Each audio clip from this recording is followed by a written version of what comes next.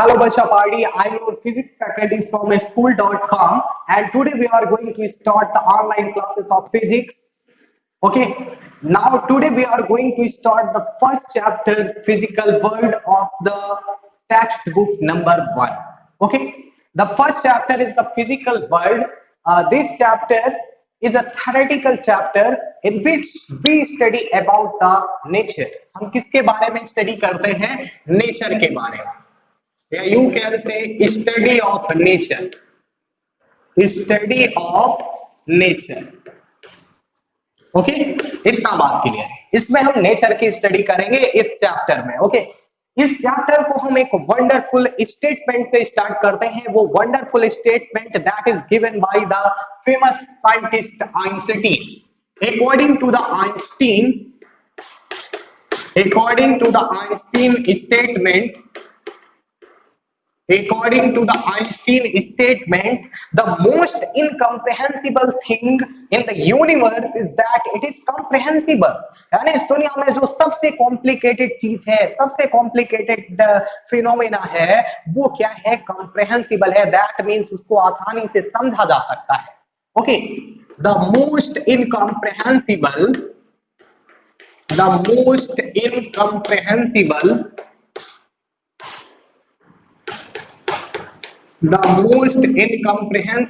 thing in this universe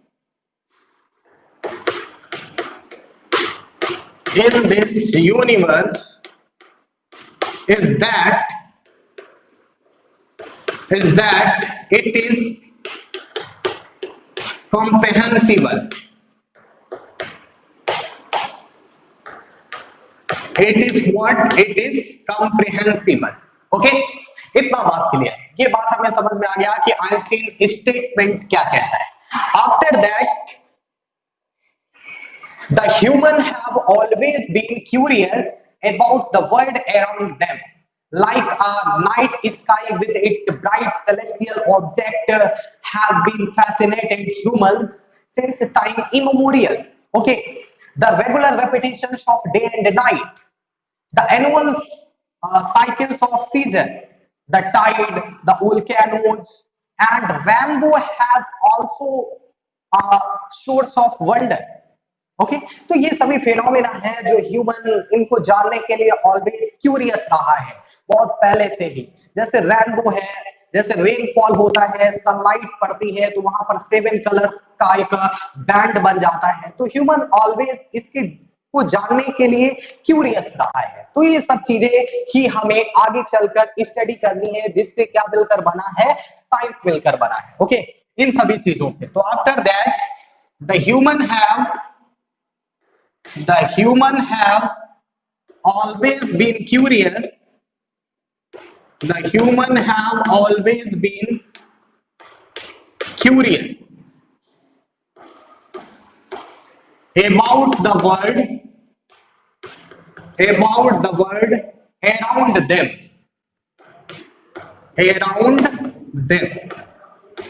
Like the night sky with its bright celestial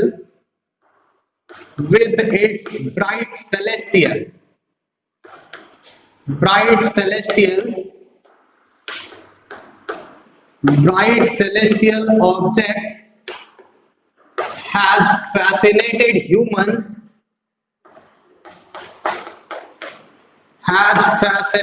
humans since time immemorial.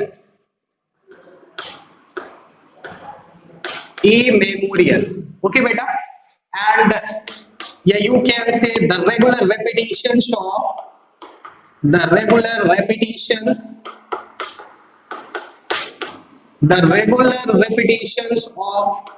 day and night. The regular repetitions of day and night. And next one is the annual season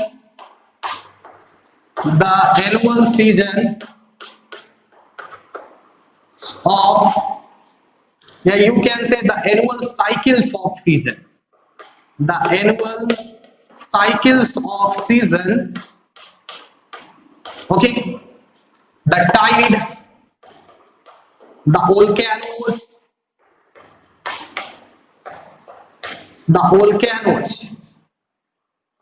and rainbow have always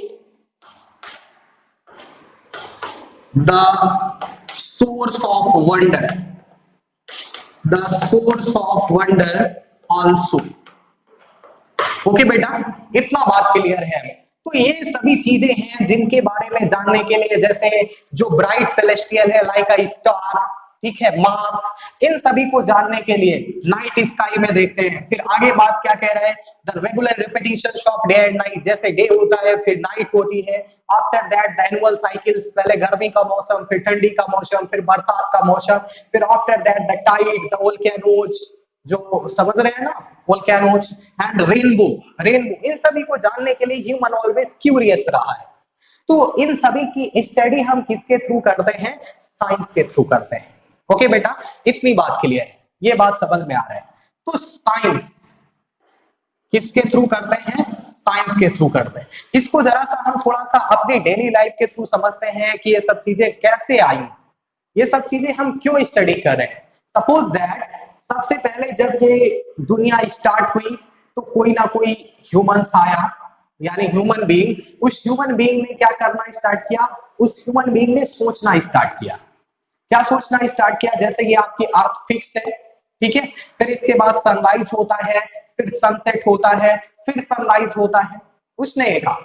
तो after that उसने ये सोचा कि जो अर्थ है, अर्थ के around sun क्या कर रहा है, रिवॉल्व कर रहा है, ठीक है। तो उसने ये सोचा, तो इसके बाद कई सारे जो ह्यूमन बीइंग्स है वो सोचते गए सोचते गए। इसके बाद यही जो नॉलेज है, ये नॉलेज बढ़ता चला गया। किसी ने किसी के बारे में सोचा, किसी ने ये सोचा कि रिवर कैसे फ्लो होता है, किसी ने ये सोचा कि रेनबो क्यों फॉर्म होता है, किसी ने ये सोचा कि सीजन्स क्यों चेंज हो जाता है, किसी ने ये सोचा कि जो अर्थ है वो सन के अराउंड क्यों नहीं रिवॉल्व करता है। तो ये जो नॉलेज है, जो सोचते गए ह्यूमन बीइंग्स ने, जो सोचता गया तो नॉलेज बढ़ता चला गया। और जब नॉलेज बढ़ता चला गया तो नॉलेज बहुत ज्यादा हो गया, तो हमको इसको क्लासिफाई करने की जरूरत पड़ी। तो हमने इस नॉलेज को क्लासिफाई किया, वो भी कितने पार्ट में, 2 पार्ट में, ठीक है। जो ह्यूमन बीइंग सोचता गया, जब नॉलेज बहुत सारा हो गया तो इसको कितने पार्ट में डिवाइड कर दिया गया बेटा, 2 पार्ट में, एक आर्ट और एक साइंस में, एक आर्ट में और एक साइंस में।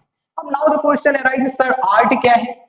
जैसे आप बहुत अच्छी पिक्चर बना लेते हैं, ठीक है, तो ये आपकी क्या है, एक कला है। आप बहुत अच्छा या बहुत फास्ट रन करते हैं, ये आपकी क्या है, आर्ट है, ठीक है। आप बहुत अच्छा जंपिंग करते हैं, ये आपकी आर्ट है। आप बहुत अच्छा रेसलिंग करते हैं, ये आपकी आर्ट है, okay. But now the question arises, what is the science. इसी साइंस को हमें डिटेल में स्टडी करना है, ओके। तो the science word which comes from the Latin word scientia, its meaning is to know. Okay बेटा, इसको रफ कर देते हैं, फिर आगे की बात करते हैं। तो ये बात हमें समझ में आ गया कि क्या है, कैसे साइंस की शुरुआत हुई हमारे डेली लाइफ में, इसको क्यों इंक्लूड किया गया, ठीक है, ये सभी चीजें हैं। तो साइंस को जरा डिटेल में चलते हैं। Science. The science word comes from Latin word. Latin word scientia. Latin word scientia, its meaning is to know. जिसका मीनिंग क्या होता है बेटा, जानना। अब किसके बारे में जानना, इसको भी बाद में समझते हैं, ठीक है। And the Sanskrit word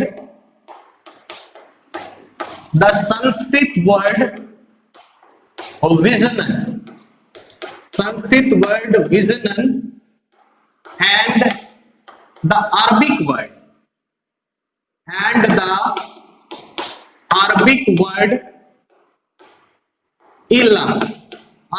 word ilm convey the similar meaning, namely knowledge. Convey the similar meaning, namely knowledge. यानी कि जो संस्कृत वर्ड है विदनन और जो अरबिक वर्ड है इलम, ये दोनों किसको इंडिकेट करते हैं? नॉलेज को। दोनों का मीनिंग सेम होता है, दैट मीन्स इज नॉलेज। ठीक है, इतना बात क्लियर है। नॉलेज, तो ये जो नॉलेज है किसी के भी बारे में, अब किसके बारे में है? तो ये जो नॉलेज है, ये टू नो है, जानना या नॉलेज, तो ये नेचर के बारे में। किसके बारे में जानना?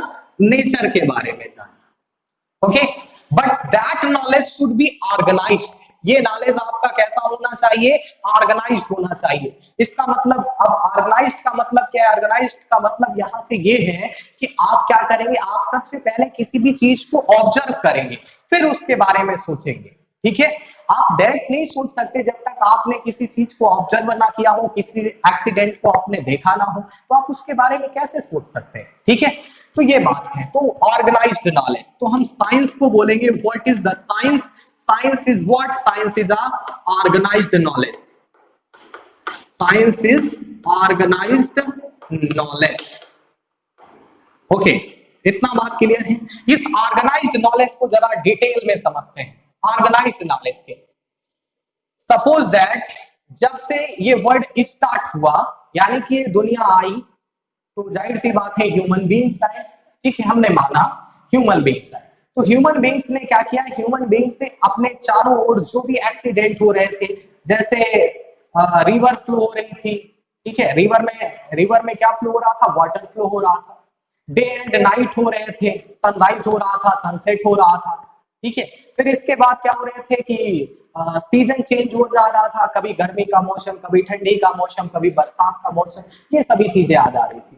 तो उन्होंने क्या किया? उन्होंने इसके बारे में सोचना स्टार्ट किया, और सोचने के बाद उन्होंने उन्होंने क्या किया? अपने अपने प्रिंसिपल बनाए। ठीक है, और अपने अपने प्रिंसिपल को अपने स्टूडेंट्स को बताया, लोगों को बताया, और उस प्रिंसिपल को लिखा। ठीक है, इसके बाद वो जो ह्यूमन बींग्स थे वो चले गए। फिर इसके बाद उनका वो जो नॉलेज है, उस नॉलेज को उनके स्टूडेंट ने आगे पढ़ना शुरू किया, और फिर उस नॉलेज को स्टूडेंट ने प्रैक्टिकल किया, एक्सपेरिमेंट किया, और उन्होंने कहा कि मेरे अकॉर्डिंग या मेरे एक्सपेरिमेंट के अकॉर्डिंग ये ला कुछ ऐसा ऐसा हो सकता है, कुछ भी हो सकता है, ऐसा ऐसा हो सकता है, उन्होंने कहा उनके स्टूडेंट्स ने। ठीक है, तो इसके बाद ये क्लियर है। फिर जो उन्होंने कहा कि ऐसा ऐसा हो सकता है, तो उसको भी लिखा गया। ठीक है, अब उसको जब लिखा गया, इसके बाद फिर नेक्स्ट जनरेशन आई। नेक्स्ट जनरेशन ने उसको स्टडी किया, जो उसके स्टूडेंट ने नॉलेज कहा था कि ये ला ऐसा ऐसा हो सकता है, ये प्रिंसिपल ऐसा ऐसा हो सकता है। दैट मीन्स एक एग्जांपल समझे कि स्टूडेंट ने क्या किया होगा? स्टूडेंट ने ये कहा होगा, सपोज दैट ये अर्थ है, अर्थ के अराउंड कौन रिवॉल्व करता है? सन रिवॉल्व करता है। तो उसने कहा क्या ऐसा नहीं हो सकता है कि सन के अराउंड कौन रिवॉल्व करे? अर्थ रिवॉल्व करे। तो दो क्वेश्चन बने, उन्होंने इन सभी चीजों को मेंशन किया, और जब मेंशन किया तो वो भी चले गए। इसके बाद नेक्स्ट जनरेशन आई, तो नेक्स्ट जनरेशन ने उन सभी चीज को, जो भी नॉलेज था उनके बारे में फिर से सोचना स्टार्ट किया। ठीक है, उस नॉलेज को इकट्ठा किया और उसके बाद फिर से सोचना स्टार्ट किया। ठीक है, उसको फिर से सोचना स्टार्ट किया। अब सोचने के बाद उन्होंने ये किया, उन्होंने अपने फिर से एक्सपेरिमेंट किए, और उस एक्सपेरिमेंट को फिर से लिखा। तो यहाँ पे क्या है कि हर एक चीज को लिखा जा रहा है, हर एक चीज को, हर एक चीज का रीजन बताया जा रहा है, हर एक चीज का प्रैक्टिकल किया जा रहा है, एक्सपेरिमेंट किया जा रहा है। तो ये एक सिस्टम बन गया। यानी हमने कहीं से भी कोई भी एक्सीडेंट देखा, उस एक्सीडेंट को हमने क्या किया? हमने ऑब्जर्व किया, उसके बारे में कुछ बताया, कुछ सोचा, फिर उसके बाद आने वाली जनरेशन ने फिर कुछ बताया उसके बारे में, फिर आने वाली जनरेशन ने उसके बारे में कुछ बताया, फिर आने वाली जनरेशन ने उन सभी को स्टडी किया, स्टडी करने के बाद लैब में उसका एक्सपेरिमेंट किया और कई सारी पॉसिबिलिटी निकाली। तो हर एक चीज को बराबर बुक में मेंशन किया जा रहा है। ठीक है, तो इसके बाद हर एक चीज को मेंशन किया जा रहा है, यानी लिखा जा रहा है, उसके रीजन बताए जा रहे हैं, ऐसा क्यों होता है, सनराइज क्यों होता है, सनसेट क्यों होता है, वाटर अपर हाइट से लोअर हाइट में क्यों फ्लो करता है, इन सभी का रीजन बताया जा रहा है, यानी प्रैक्टिकल किया जा रहा है, एक्सपेरिमेंट किए जा रहे हैं। तो ये जो एक सिस्टम है, ये सिस्टम एक ऑर्गेनाइज्ड सिस्टम बन जा रहा है। कैसा सिस्टम बेटा? Organised system. और यही जो नॉलेज है या जो ऑर्गेनाइज्ड नॉलेज है या ऑर्गेनाइज्ड सिस्टम है, इसी को क्या बोलते हैं बेटा? साइंस बोलते हैं। व्हाट? साइंस। बात समझ में आ? ऑर्गेनाइज्ड नॉलेज क्या है? तो ये बात हमें क्लियर है, ऑर्गेनाइज्ड नॉलेज। अब ऑर्गेनाइज्ड नॉलेज किसके बारे में? तो ऑर्गेनाइज्ड नॉलेज जो है बेटा नेचर के बारे में।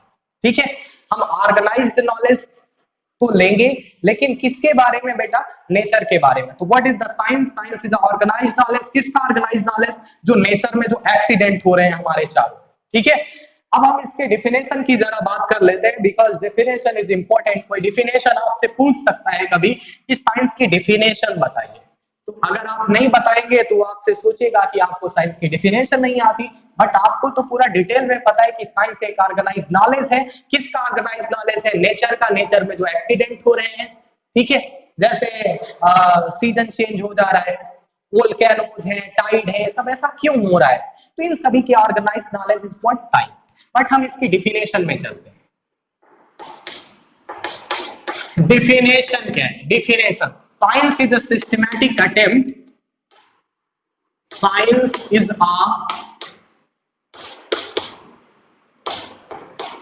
systematic attempt to understand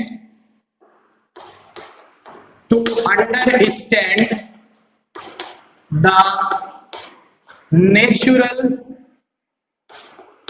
phenomena in as much as detail and depth as possible and use the knowledge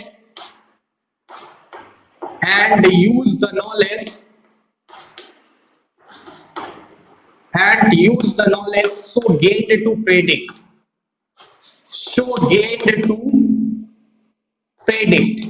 and modify phenomena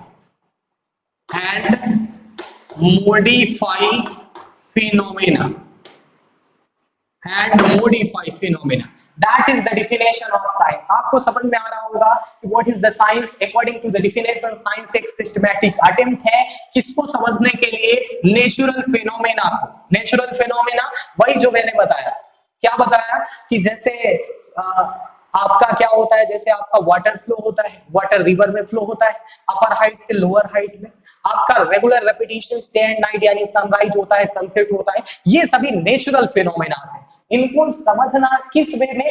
systematic attempt, systematic way से, यानी ऑर्गेनाइज्ड नॉलेज को इंडिकेट कर रहे हैं सिस्टमैटिक अटेम्प्ट। ठीक है, इतना बात क्लियर है। As much as detail and depth, जितना ज्यादा डिटेल और डेप्थ में हम इसको समझ सके, एज पॉसिबल, जहां तक संभव हो, यूज द नॉलेज, और उस नॉलेज का हम कहां पर यूज करेंगे? प्रेडिक्शन करने में। कहां पर बेटा?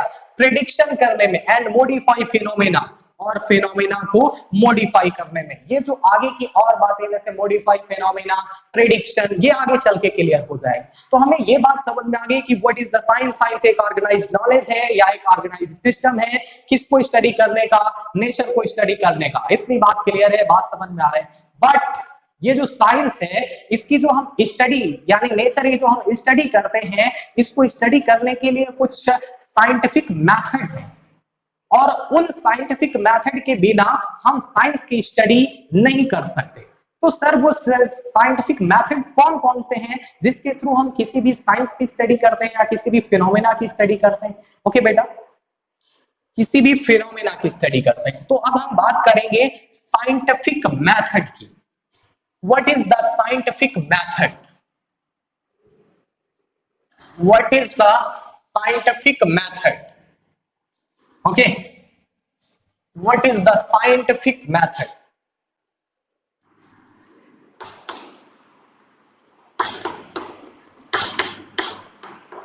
What is the scientific method to study the nature? To study the nature. Nature को स्टडी करने के लिए साइंटिफिक मेथड कौन कौन से हैं? तो सम इंटरकनेक्टेड सेवरल मेथड है बेटा। First number is what? First number is the systematic observation. Systematic observation,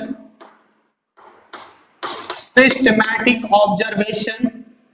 Next one is the controlled experiment, controlled experiment. And next one is the qualitative, qualitative and quantitative reasoning, quantitative reasoning.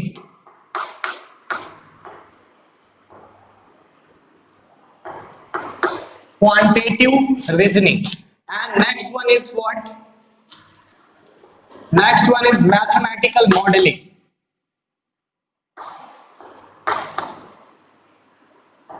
Mathematical modeling. Okay. And next one is prediction. And next one is what? Verification and falsification. Falsification, verification and falsification. तो इतने scientific method हैं, यानी हम अगर study करना चाहें nature की तो हमें इन साइंटिफिक मेथड को फॉलो करना जरूरी है। फर्स्ट मेथड क्या है बेटा? Systematic observation. इसका मीनिंग क्या होता है? वन बाय वन करके हर एक को समझते हैं। सपोज दैट हमारे घर के पास से एक कोई रिवर फ्लो होती है, ठीक है? तो उस रिवर में जो वाटर है वो ऑलवेज लेफ्ट टू किधर फ्लो होता है? लेफ्ट टू राइट फ्लो होता है, ठीक है? तो हमने सोचा, हम रात में सोच के सो गए कि साला चलो कल को ये पानी अभी लेफ्ट टू राइट फ्लो होता है, कल को राइट टू लेफ्ट फ्लो होने लगेगा, ठीक है? हमने ये सोचा, इतना बात। तो हमने क्या किया? हमने ऑब्जर्वेशन किया, वो भी सिस्टमैटिक वे से, यानी जितनी भी पॉसिबिलिटीज बन सकती है हमने ऑब्जर्वेशन किया कि लेफ्ट टू किधर फ्लो हो रहा है, राइट फ्लो हो रहा है। हम अगले दिन उठे तो हमने ये देखा कि साला ये राइट टू लेफ्ट तो नहीं फ्लो हो रहा है, लेफ्ट टू राइट ही फ्लो हो रहा है। तो हमने क्या किया? आफ्टर दैट हमने ऑब्जर्वेशन किया, ठीक है?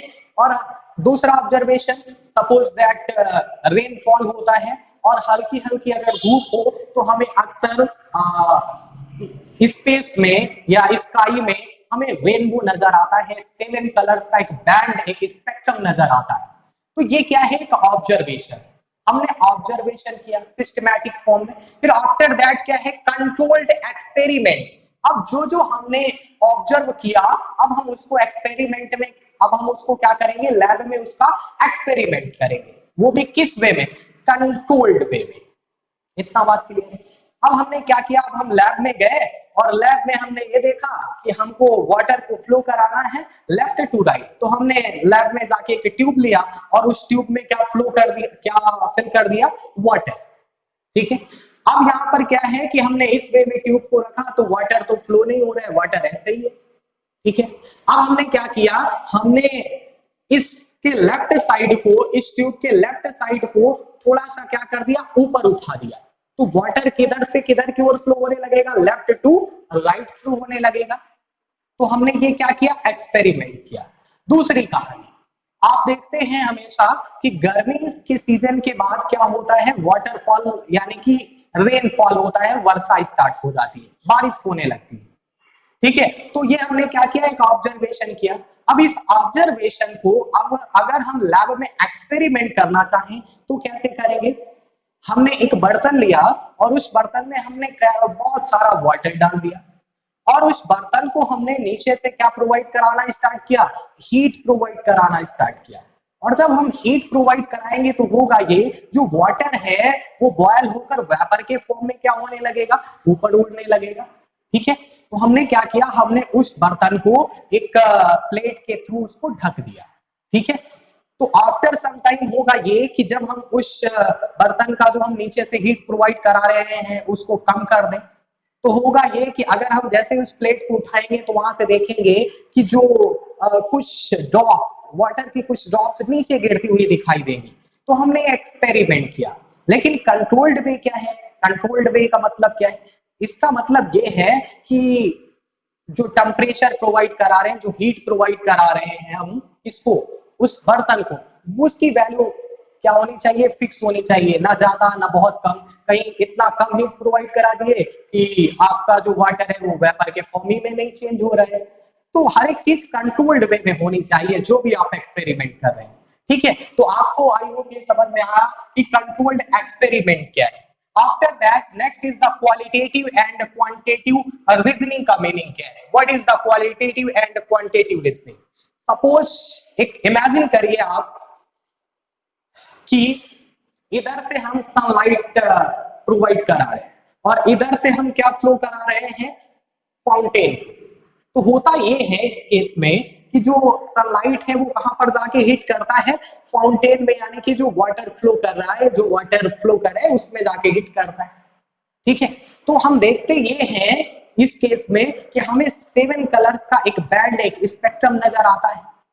ठीक है, 7 कलर्स का एक बैंड या स्पेक्ट्रम नजर आता है, जिसको हम अपनी लैंग्वेज में क्या बोलते हैं? रेनबो बोलते हैं। तो हमने क्या किया? हमने सनलाइट को किसमें डायरेक्ट हिट कराया? फाउंटेन। तो यहां से क्या जनरेट हुआ बेटा? रेनबो। क्या जनरेट हुआ? रेनबो। तो यहां पर हम किसी की क्वालिटी के बारे में बता रहे हैं, यानी हम रीजन दे रहे हैं। रीजन क्या दे रहे हैं कि यहां पर रेनबो क्यों फॉर्म्ड हुआ? तो उसका एक रीजन है। ठीक है, रीजन क्या है? रीजन हम उसकी किसके बेसिस पे देने जा रहे हैं? उसके क्वालिटी के बेसिस पर बताने जा रहे हैं कि ये जो सनलाइट है ना, इसमें पहले से ही कितने कलर्स रहे होंगे? 7 कलर्स रहे होंगे, जो रेनबो को फॉर्म करने के लिए इसेंशियल है। इसमें ऑलरेडी 7 कलर्स रहे होंगे। तो हमने क्या कहा? हमने रीजन दिया कि सनलाइट में 7 कलर्स प्रेजेंट होते हैं। ठीक है, तो ये इसकी क्या है? ये इसकी क्वालिटी है। तो हमने रीजन दिया किसके बेसिस पर? क्वालिटी के बेसिस पर। तो इसी को बोलते हैं व्हाट? Qualitative reasoning. इतनी बात समझ में आई बेटा? अगली बात, क्वांटिटेटिव रीजनिंग क्या है? क्वांटिटेटिव रीजनिंग थोड़ी सी इंपॉर्टेंट। अब यहाँ पे ये बात आती है कि सर ये रेनबो तो ऐसे नजर नहीं आएगा, रेनबो हमेशा तो दिखते नहीं है, बारिश हमेशा होती है, हल्की हल्की धूप भी रहती है, फिर भी रेनबो नहीं नजर आते। तो ये रेनबो तभी नजर आते हैं किसी भी ऑब्जर्वर को या किसी भी पर्सन को, जब उसकी आई में जो एंगल बन रहा हो रेनबो से, उसकी वैल्यू कितनी हो? 42 डिग्री हो। इतना एंगल होना चाहिए। तो यहां पर ये क्या आ गया बेटा? ये नंबर आ गया। क्या आ गया? नंबर। तो that means this is the quantity. तो यहां पर हम रीजन दे रहे हैं कि रेनबो तभी ऑब्जर्वर को दिखाई देगा जब एंगल कितने डिग्री होगा? 42 डिग्री होगा। तो हमने क्वांटिटी के बेसिस पर यहां पर हमने रीजन दिया, तो ये कौन सी रीजनिंग हो जाएगी? क्वांटिटेटिव रीजनिंग हो जाएगी। कौन सी reasoning? Quantitative reasoning. Other example समझिए, दूसरा एक एक एग्जांपल लेते हैं। दूसरा एग्जांपल ये है कि अगर कोई भी एक अर्थ है, अर्थ ऑलवेज किसी भी अनदर ऑब्जेक्ट को क्या करती है? अट्रैक्ट करती है। ठीक है, अनदर ऑब्जेक्ट को क्या करेगी? अट्रैक्ट करेगी। तो अब यहां से बात समझिएगा, सपोज ये आपकी क्या है? अर्थ है बेटा, और ये आपका क्या है? कोई भी अनदर ऑब्जेक्ट है। तो ये इसको क्या करेगा? ये इसको अट्रैक्ट करेगा। अगर हम क्या करें कि इनके बीच की जो डिस्टेंस है, आई हैव टू सपोज कितनी है? डी। अगर हम इसको चेंज करके इसका क्या कर दें? डबल कर दें। तो जब हम डबल कर देंगे तो इस ऑब्जेक्ट पर जो फोर्स लगेगा उसकी वैल्यू कितने टाइम्स डिक्रीज हो जाएगी? अब हमसे ये भी पूछा जा रहा है कि जब अगर हम डिस्टेंस को चेंज करेंगे तो फोर्स की वैल्यू भी चेंज हो जाएगी। तो कितनी चेंज होगी? तो यहां पर हम डिस्टेंस बढ़ा रहे हैं तो जो फोर्स लगेगा उसकी वैल्यू डिक्रीज हो जाएगी। लेकिन यहाँ पर क्या है? रीजन नहीं दिया जा रहा है किसके थ्रू, यहाँ पर सिर्फ केवल क्वांटिटी की बात की जा रही। तो मैंने एक्सपेरिमेंट करके इनको बताया कि जो फोर्स लगेगा, यानी कि जो ग्रेविटेशनल फोर्स होगा, जो ग्रेविटेशनल फोर्स होगा उसकी वैल्यू फोर्स टाइम क्या हो जाएगी? कम हो जाएगी। ठीक है, अगला रीजन, जो इलेक्ट्रिकल फोर्स है, जो इलेक्ट्रिकल फोर्स है उसकी भी वैल्यू 4 टाइम्स क्या हो जाएगी? डिक्रीज हो जाएगी। जो पोटेंशियल है, पोटेंशियल फोर्स है उसकी वैल्यू 2 टाइम्स डिक्रीज हो जाएगी। तो यहां पर एक नंबर दिया जा रहा है, ठीक है, नंबर जैसे 4 टाइम्स 2 टाइम्स, तो ये कौन सी रीजनिंग है, ये आपकी क्वांटिटेटिव रीजनिंग है। इतना बात क्लियर है बेटा? तो आई होप आपको क्वांटिटेटिव रीजनिंग का मतलब समझ में आया कि साइंटिफिक मेथड में क्वालिटेटिव एंड क्वांटिटेटिव रीजनिंग का क्या इंपॉर्टेंस है, क्या रोल है। अगली बात, मैथमेटिकल मॉडलिंग क्या है, ये सबसे इंपॉर्टेंट है। यहां से ये मैथमेटिकल मॉडलिंग इस बात को डिफाइन करता है कि आप किसी भी फॉर्मूले को किस वे में डिजाइन करेंगे कि आपने जो जो भी ऑब्जर्वेशंस किए हैं, जो जो एक्सपेरिमेंट किए हैं, उस फॉर्मूले के अकॉर्डिंग बिल्कुल सेट हो जाए। यानी कि वो फॉर्मूला उन सभी एक्सपेरिमेंट, उन सभी ऑब्जर्वेशंस एंड अदर फैक्टर को वेरीफाई करता हो। तो ये मैथमेटिकल मॉडलिंग के अंतर्गत आता है, ठीक है। तो मैथमेटिकल मॉडलिंग क्या है, इसको समझते हैं। What is the mathematical modeling? Mathematical modelling क्या है? ओके, मैथमेटिकल मॉडलिंग, इसको थोड़ा डिटेल में समझना पड़ेगा। इसको समझ, सपोज हमने एक बॉल लिया बेटा, उस बॉल को हमने क्या किया, हमने ऊपर की ओर थ्रो किया, ठीक है। और सपोज करिए कि वो बॉल जहां ग्राउंड से 10 किलोमीटर ऊपर चली गई, 10 किलोमीटर ऊपर, ठीक है, 10 किलोमीटर ऊपर ट्रेवल कर गई, इतनी ज्यादा वेलोसिटी, इतना ज्यादा हमने उसको थ्रस्ट प्रोवाइड कराया, तो होगा ये कि इस बॉल पर अर्थ भी क्या लगाएगा, फोर्स लगाएगा, फोर्स ड्यू टू ग्रेविटी जिसको आप बोलते हैं। सन भी इसमें फोर्स लगाएगा, मून भी इसमें फोर्स लगाएगा, ठीक है। But now the question arises sir कि ये जो बॉल है वो उसको अर्थ क्यों अट्रैक्ट कर लेता है, ये अर्थ की ओर ही क्यों फॉल कर जाता है, जबकि इसमें सन भी फोर्स अप्लाई कर रहा है, मून भी फोर्स अप्लाई कर रहा है। तो इसका एक रीजन है, रीजन ये है कि जो अर्थ फोर्स लगा रही है इस बॉल पर, उसकी वैल्यू बहुत ज्यादा है एज कंपैरिजन टू द जो सन फोर्स लगा रहा है इस बॉल पर, यानी कि F is greater than what बेटा, F is greater than Fs, ठीक है।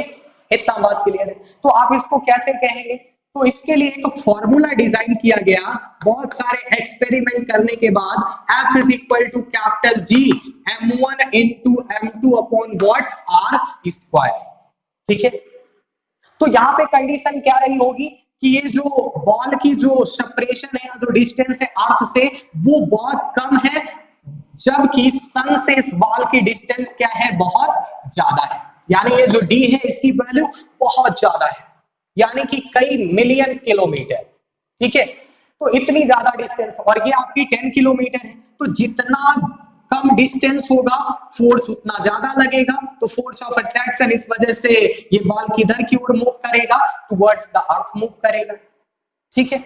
लेकिन अगर यही से क्वेश्चन पूछा जाए कि ये बॉल सन की ओर कब मूव करेगी, तो इसको हमें क्या रीजन देना होगा, तो हम ये रीजन देंगे, अगर हम इस बॉल को इतना थ्रस्ट प्रोवाइड कराए, इतना थ्रस्ट प्रोवाइड कराए कि ये सन के बहुत नियरर पहुंच जाए, सन के बहुत कैसा पहुंच जाए, नियरर, और ये डिस्टेंस बहुत क्या हो जाए, ज्यादा, ये डिस्टेंस बहुत क्या हो जाए, ज्यादा हो जाए, और ये जो बाल है, बाल से सन तक की डिस्टेंस क्या हो जाए, बहुत कम हो जाए। तो जब बाल से सन तक की जो डिस्टेंस है वो बहुत कम होगी, तो फोर्स कैसा लगेगा, ज्यादा। तो अब यहाँ पर ये जो बॉल है वो किस डायरेक्शन में मूव करेगा, टुवर्ड्स द सन मूव करेगा, ठीक है। तो हमने ये मैथमेटिकल मॉडलिंग के थ्रू हमने ये क्या डिजाइन किया, फॉर्मूला डिजाइन किया, ओके बेटा। अगली बात, अब यहाँ पर क्वेश्चन ये राइज होता है कि सर ये आर स्क्वायर को यहाँ पर आप आर क्यूब भी कर सकते थे, आप आर भी कर सकते थे, यानी जो फोर्स है, जो फोर्स लगता है वो आपका इनवर्सली प्रोपोर्शनल आर भी हो सकता है, आर क्यूब भी हो सकता है, कुछ भी हो सकता है। तो आपने इसको आर स्क्वायर क्यों फिक्स किया हुआ है, that is the matter of discussion. तो ये बेटा ये जो फॉर्मूला है इसको डिजाइन होने में बहुत कई सारे दिन लग जाते हैं, ठीक है। ये कई सारे एक्सपेरिमेंट के बाद निकल के आता है, आप डायरेक्ट नहीं कह सकते हैं कि जो फोर्स है इसके डिस्टेंस के क्यूब के इनवर्सली प्रोपोर्शनल है, इसके स्क्वायर के इनवर्सली प्रोपोर्शनल है, इसके डिस्टेंस के इनवर्सली प्रोपोर्शनल है, आप डायरेक्ट नहीं कह सकते हैं। तो इस वजह से मैथमेटिकल मॉडलिंग का एक इंपॉर्टेंट रोल है साइंस के अंदर, ठीक है। अगली बात क्या है बेटा, प्रिडिक्शन। प्रेडिक्शन भी इंपॉर्टेंट है। जब हम फॉर्मूला को डिजाइन कर लेंगे, इसके बाद हम प्रेडिक्शन करते हैं, वो प्रेडिक्शन की कहानी समझते हैं। ठीक है, प्रेडिक्शन की कहानी। प्रेडिक्शन क्या है? What is the prediction?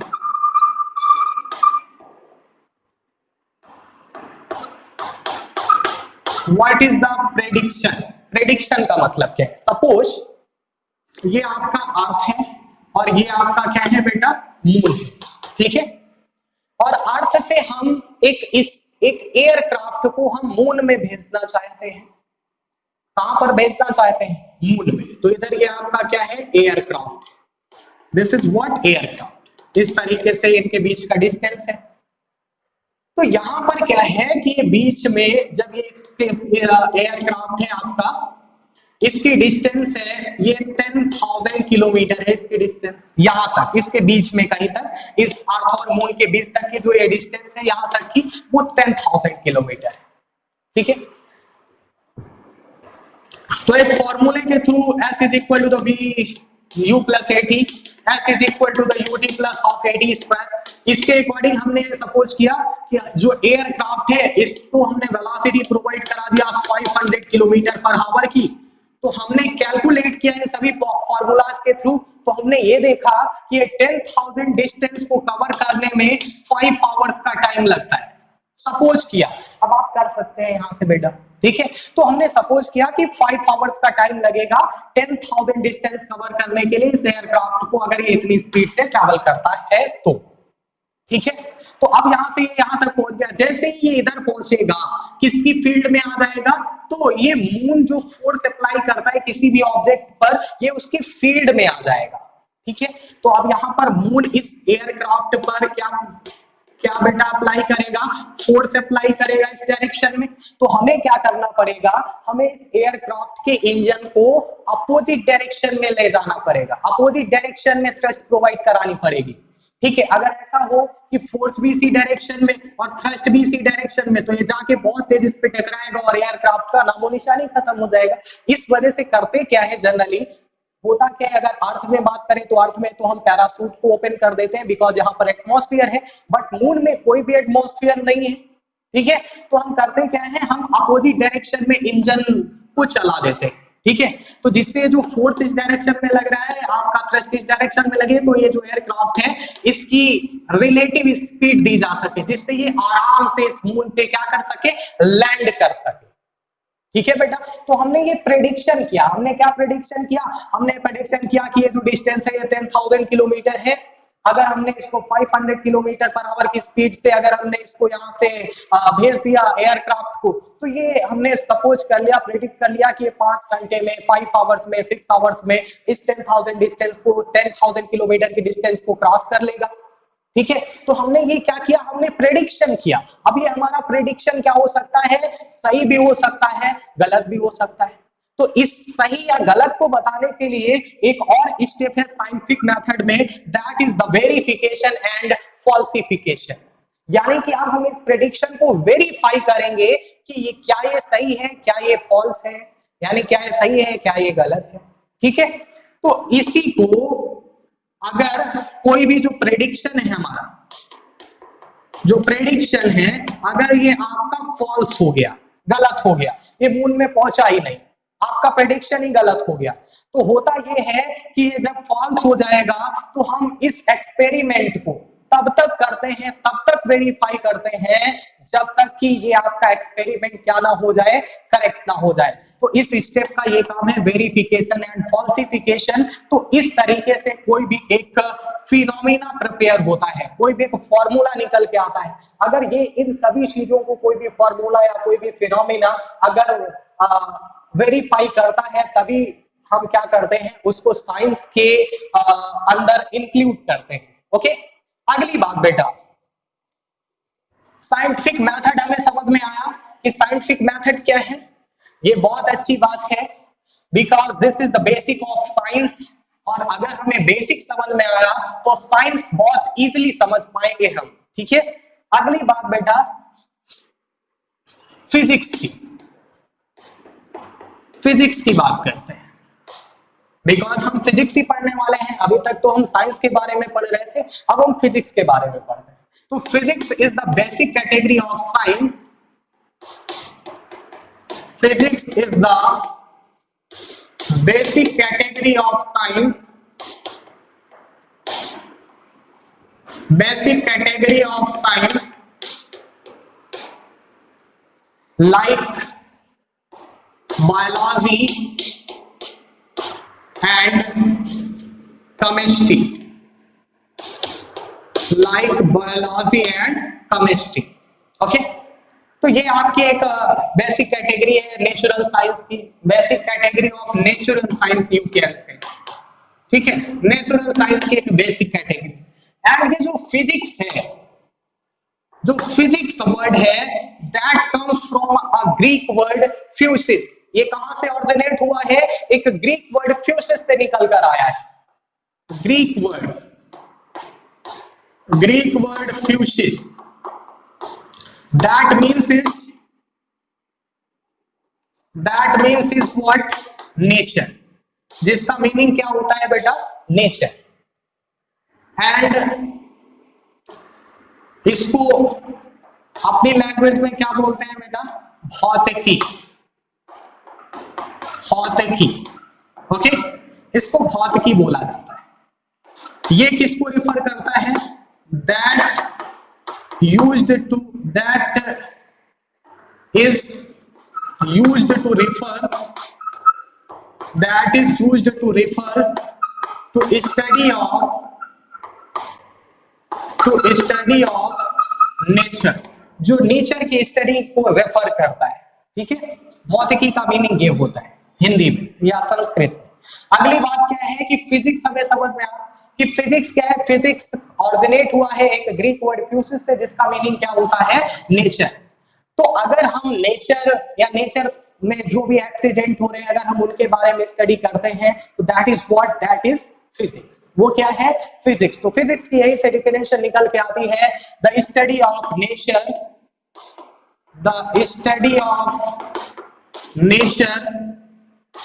And natural phenomena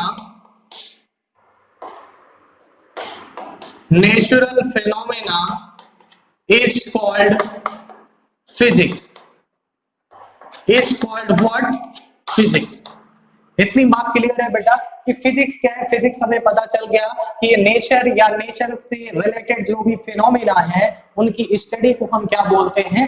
physics बोलते हैं। तो आज के लेक्चर में हमने क्या स्टडी किया कि what is the science. Physical word में साइंस कैसे आया, साइंस के बाद फिर फिजिक्स कैसे आया। आज हमने इन सभी टॉपिक के बारे में डिस्कशन किया।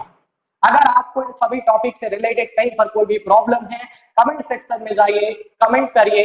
हमारी टीम आपकी हर संभव मदद करेगी। ओके।